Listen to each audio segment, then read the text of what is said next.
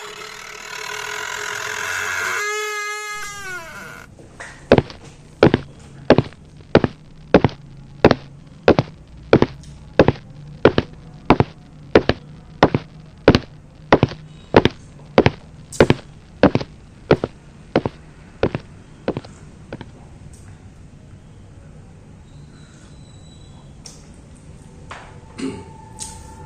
assalamualaikum warahmatullahi wabarakatuh. Ya, buat sobat yang malam semua, alhamdulillah kali ini kita bisa bertemu dalam cerita yang ke-46 di channel ini.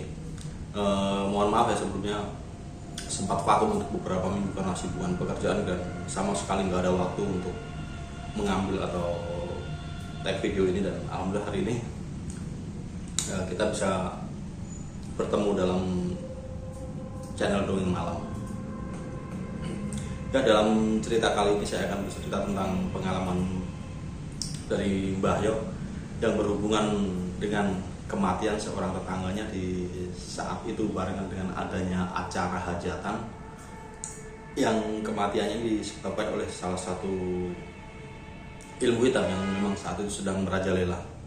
Dan sebelum saya mohon maaf bila banyak suara berisik dari luar atau suara klakson mobil ya, karena di belakang rumah ini adalah jalan raya dan adalah jalan menuju sebuah TPU atau pemakaman, dan dimana hari ini karena menjelang puasa jadi mobil banyak yang lalu lalang ingin ziarah ke sana yang menyebabkan kemacetan dan menimbulkan banyak suara klakson.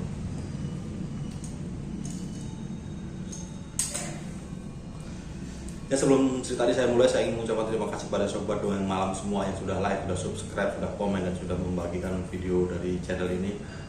Saya doakan untuk sobat semua semoga diberikan kesehatan, rezeki yang melimpah, serta mendapatkan kebaikan di dalam kehidupannya. Amin. Ya, cerita ini dialami oleh Mbah Yo, nama sudah saya samarkan, dan kejadian ini berlangsung sekitar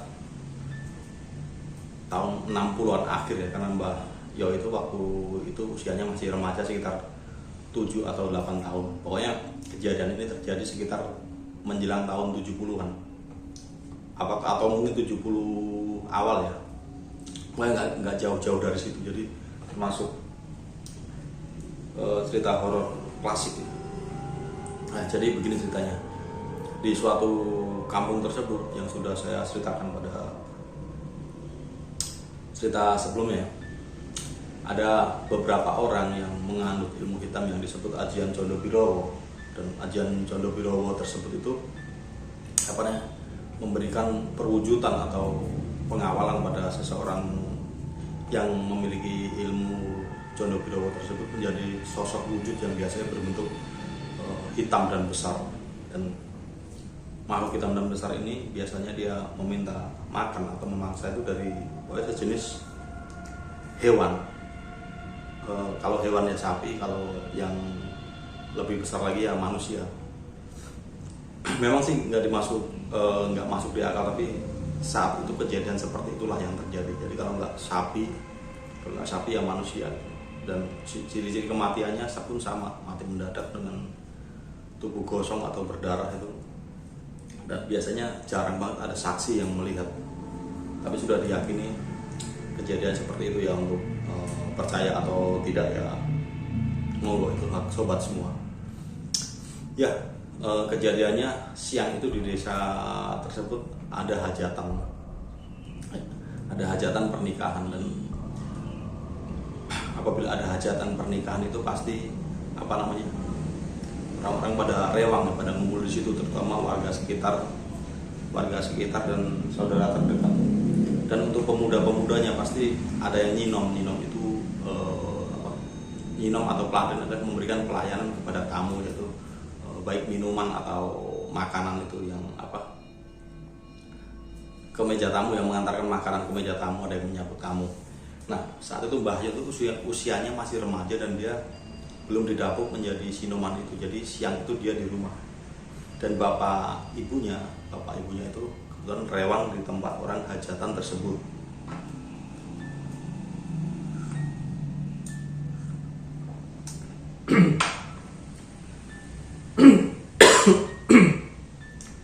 Maaf, keselak ya. Ya apabila orang rewang di suatu hajatan pasti ada jam istirahatnya siang hari. Siang hari itu biasanya untuk pulang memberi makan hewan atau menengok anak yang di rumah udah makan atau belum. Nah kebetulan karena masih muda ya, waktu masih banyak, kita sebut aja si Yo itu ya, si Mas Yo itu. Mas Yo itu di rumah, dan siang itu entah kenapa biasa dia main ke kebun atau kemana gitu kan. Dan dia nggak main ke tempat orang hajatan karena apa? Karena dilarang. Zaman dulu kalau anak ikut ke hajat itu dilarang karena apa ya namanya, orang tua merasa malu, takutnya dikira minta makan gitu.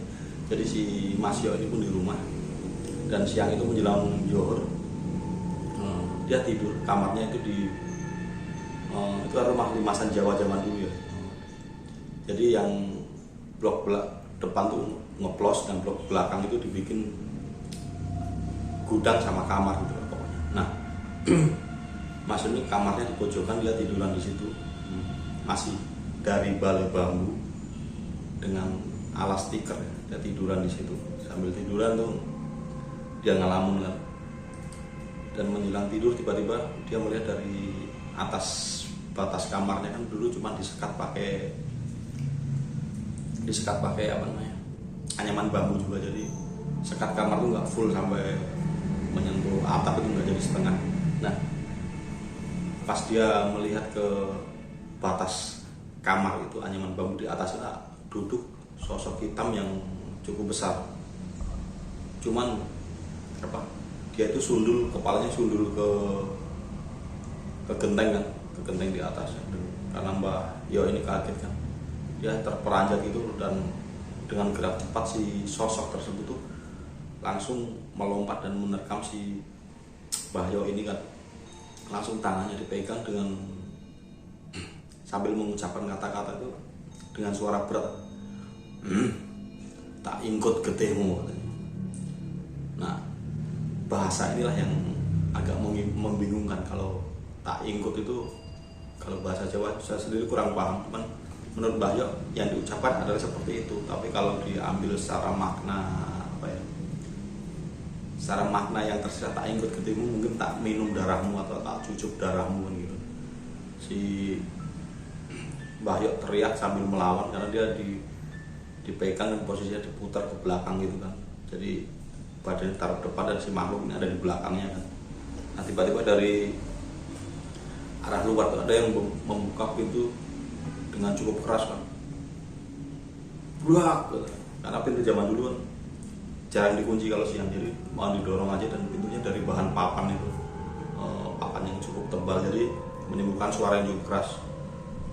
Bro, langsung ternyata itu adalah bapaknya Mbah Yo tersebut sambil teriak, anakku, anakku. Langsung lari menuju kamar tersebut, karena di satu sisi si Mas Yo ini teriak cukup kencang minta tolong, dan kebetulan siang itu bapaknya pulang untuk memberi makan hewan ternaknya, dan dari luar dia mendengar suara minta tolong seperti itu, akhirnya lari langsung menuju kamar kan. Dan saat si bapaknya Mbah Yo ini sampai di pintu kamar itu, dia melihat anaknya sudah seperti orang terengah-engah itu. Habis melakukan perlawanan itu dia posisinya di tanah, di lantai tanah di pojokan itu, langsung ditarik. Kenapa le kepiye kata bapak tersebut.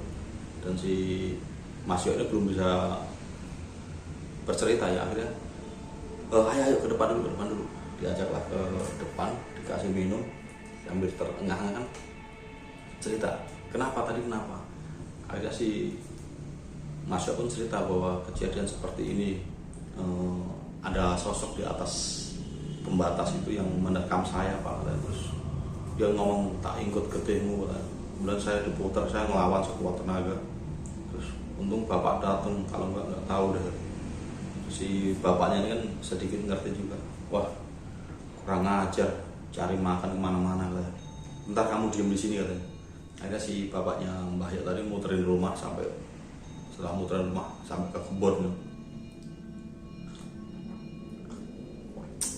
Muterin kebun yang cukup luas di belakang rumah itu. Balik lagi terus dia gini, ya udah bapak tak nyari makan dulu, tak ngasih ngasih pakan kambing sama sapi dulu. Kamu tunggu di sini. Ntar kalau bapak berangkat rewang kamu ikut aja, tapi nggak usah ikut masuk. Kamu di pinggir jalan aja. Ntar sore pulang.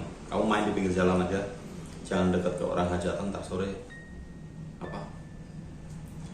pulang bapak jemput. Ya udah, akhirnya singkat ceritanya selesai mencari makan ternak, akhirnya si Mas Yo ini diajak oleh bapaknya menuju ke lokasi orang hajatan tersebut. Nah, jadi begini, lokasi orang hajatan tersebut dari jalan desa, dulu belum jalan raya, jalan desa yang masih tanah itu, masuk gang lagi ke kiri. Nah, di situ ada deretan rumah pertama. Rumah pertama itu menghadapnya ke selatan, jadi membelakangi jalan desa tersebut rumahnya itu. Dan di belakang rumah tersebut adalah ladang yang ditanami waktu musim kemarau, ditanami singkong-singkong itu, pohonan singkong. Nah, kebetulan di samping jalan tersebut ada gardu gitu. Ada gardu yang sering buat ronda bapak-bapak kalau malam. Nah, si Mas Yo ini suruh nunggu di situ kan. Itu sekitar jam 1 siang. Udah, kamu tunggu di sini dulu, ntar jam 3 bapak kesini. Ntar bapak pulang lagi. Kalau jam 3 jam 4 ntar banyak teman kamu main di sini.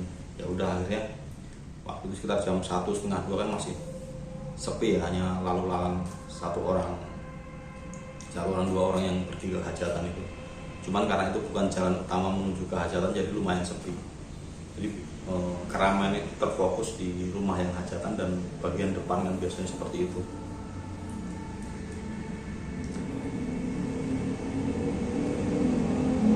Ya, hingga sekitar jam 1:30 si Mas Yo itu duduk situ, ya mainan apa sih, batu, apa daun, apa yang bisa dimainin dan menghibur untuk mengisi waktu. Dia melihat salah seorang tetangganya, sebut saja Mbah Man. Dia dari arah hajatan tersebut menuju ke belakang rumah, yaitu kebun singkong itu, daerah yang banyak singkongnya kan. Nah, si Mbah Man ini dia metikin daun singkong tersebut, dan karena merasa ada orang, si Mas Yo ini mendekat kan jarak itu kan jauh, mendekat terus, "Mbah, lagi ngapain, Mbah?" Nah, "Weh, kamu yo kok nggak main ke itu sama teman-temanmu di orang hajatan? Nggak boleh sama bapaknya, suruh nunggu di sini gitu." "Oh, main aja nggak apa-apa." "Nggak, ntar saya diomelin." "Lagi nyari apa, Mbah?" katanya. "Ini cari pakan sapi sama kambing, belum dari tadi belum sempet di tempat hajatan banyak tamu, jadi tamunya rame, mau meninggal nggak enak katanya." Oh, seperti itu katanya. "Ya udah, Mbah, aku main dulu," katanya. Ada si Mas Yo ini kembali ke posisi gardu tersebut, dan si Mbah Man ini pun sibuk mencari ya campur rumput, daun-daunan apa yang ada di kebun ini untuk pakan kambing tersebut. Hingga pada suatu momen sekitar 20 menit dari itu, tiba-tiba si Mas Yo ini mendengar suara gaduh dari arah kebun singkong tersebut. Jadi suara gaduh seperti orang teriakan sama gedebak-gedebuk gitu kan.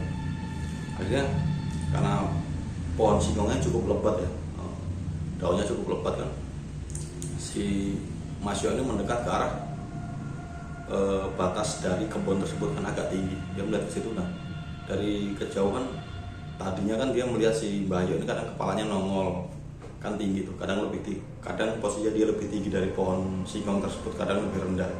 Jadi sambil metikin itu kelihatan kepalanya. Nah, kali ini Mbah Man tersebut nggak kelihatan, tapi yang kelihatan tuh dari dari pohon bambu kan tinggi-tinggian itu bergoyang, itu ngacak. Nah, sambil ada suara gedebuk sama suara mengerang gitu, atau orang mengeluarkan tenaga, wah gitu. Tapi nggak menyebut satu kata pun. Hingga terlihat tuh dari atas pohon singkong itu pada goyang tapi ngacak. Jajajajan, kadang sono ada yang patah, plak. Akhirnya karena penasaran itu apa, nah dipikir Mas Yo ini itu ada kambing atau sapi lepas dari kambing atau sapi lepas yang nabrakin pohon singkong tersebut. Kan dia pendek tuh, nggak kelihatan, jadi yang kelihatan pohon singkong yang acak-acakan tersebut. Wah, goyang random lah gitu. Ya akhirnya Mas Yo ini mendekat, dan semakin dekat dan suara gedebukan itu berhenti, dan dia merunduk ke arah pohon singkong yang nggak jauh dari posisinya itu. Dia melihat di situ si Mbah Man, dia posisinya udah udah terduduk. Nah di situ kagetnya lagi si Mbah Yo ini ngelihat sendiri bahwa si Mbah Man ini posisinya kan dia terduduk. Dia kembali tiba-tiba seperti ada yang nyeret, cuma yang nyeret nggak kelihatan. Seret ke kiri, sampai nabrakin badannya nabrakin pohon-pohon singkong itu kan. Seret ke kiri, habis itu didorong lagi ke arah kanan kan, sambil badannya nabrakin pohon singkong tadi kan. Jadi sebagian pohon singkong ada yang kuat, ada yang enggak, ada yang patah, ada yang cuma miring, ada yang rubuh. Itu campur aduk kan di situ. Nah, pas berhenti di terakhir di dorongan itu, si Mbah Yo melihat Mbah Man itu sudah terkulai, hampir terlentang, badannya miring nyender di pohon singkong itu. Cuman dari mulutnya keluar busa campur darah, dan mukanya itu menghitam gosong. Dari situ kan si Mas Yo ini panik, dia bingung, ini apa, ini kenapa. Dan dia teringat apa yang tadi dialami di kamar tersebut. Langsung kan dia nyambung, apa ini yang tadi ya. Langsung dia lari, teriak minta tolong kan. Nah, karena orang hajatan kan rame, baru pada ke situ. Si Mbah Yo nunjuk, Mbah Man di situ, Mbah Man. Akhirnya orang-orang tuh penasaran menuju ke arah kebun singkong tersebut, dan kondisinya sudah losak-losak, orang Jawa bilang itu, pada ambruk-ambrukan dengan secara acak. Akhirnya ditolong.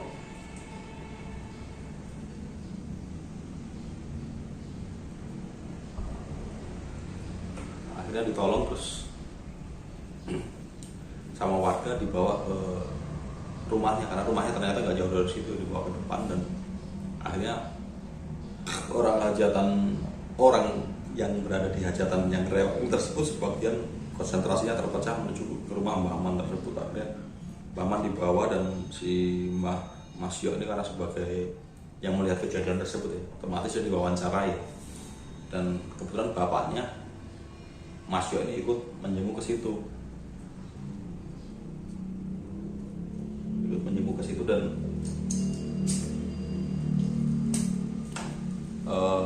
Mas Yo ini ditanya kejadiannya seperti apa. Akhirnya dia ceritakan seperti itu, apa yang dia alami. Ya akhirnya dikiranya si Mbah Yo ini udah nyampe, Mbah Man udah sampai rumah, ditidurin di balai, dibersih-bersihin gitu kan. Masih ada napasnya enggak? Ternyata Mbah Man ini napasnya udah enggak ada kan. Dan hari itu Mbah Man itu meninggal di saat hajatan tetangganya. Kemudian si bapaknya Mas Yo ini bercerita kepada orang-orang di situ bahwa kejadian ini tadi pagi sudah terjadi di rumahnya, dan yang menjadi korban itu, yang akan menjadi korban adalah anaknya atau Mas Yo tersebut. Pas Mas Yo teriak-teriak, kebetulan saya pulang. Kalau saya pulang sampai rumah, saya dobrak pintu, saya ke kamar, dan makhluk itu pergi. Akhirnya saya puterin ke kebun. Nah ternyata selang beberapa waktu dia mencari korban yang lain. Berarti memang hari ini dia itu lapar dan ingin benar-benar ingin mencari makan, dan apesnya jatuh ke sini. Tadi kalau saya nggak pulang, ya entah si anak saya ini jadi apa gitu. Karena kita tahu kan makhluk seperti ini tuh ngambil korbannya secara acak kan. Ya udah, akhirnya siang itu karena barengan orang hajatan, jadi konsentrasi warga di desa dipecah menjadi dua. Yang satu mengurus pemakaman, menyiapkan liang lahat, dan proses sampai selesai terbagi dua, sore dan biasa sore harinya, karena posisi di kampung ya, sore harinya itu cukup mencekam. Dan memang kejadian itu sampai hampir seminggu itu membuat warga nggak berani keluar dari rumah. Dan ada pun orang yang pergi ke hajatan itu mereka ngumpul rombongan bareng-bareng dan ntar pulangnya tuh saling antar gitu. Jadi pulangnya saling antar supaya nggak terjadi apa-apa seperti itu. Ya, cerita pengalaman dari Mas Yo di channel Doang Malam dalam cerita yang ke-46 cukup sekian dulu ya. Dan ini adalah merupakan sebuah cerita klasik di tahun 60-70an yang memang di desa sana itu suasana mistis masih sangat kuat, dan kejadian seperti itu atau orang yang menganut ilmu hitam dan mencari dan mengorbankan orang lain sebagai tumbalnya itu sudah cukup banyak, dan saat itu memang belum bisa dilawan atau disingkirkan karena masih minimnya pengetahuan dan minimnya link untuk orang yang bisa mengalahkan sosok tersebut. Ya, cerita yang ke-46 di channel Dongeng Malam cukup sampai di sini, dan karena minggu depan sudah mulai puasa, saya mengucapkan selamat menjalankan ibadah puasa pada sobat semua yang menjalankan, ya khususnya yang muslim yang menjalankan ibadah ini. Semoga ibadahnya lancar, kuat, dan diterima amal pahalanya oleh Allah Subhanahu wa Ta'ala, dan sampai bertemu di hari raya Idul Fitri nanti. Semoga ibadahnya lancar sampai selesai.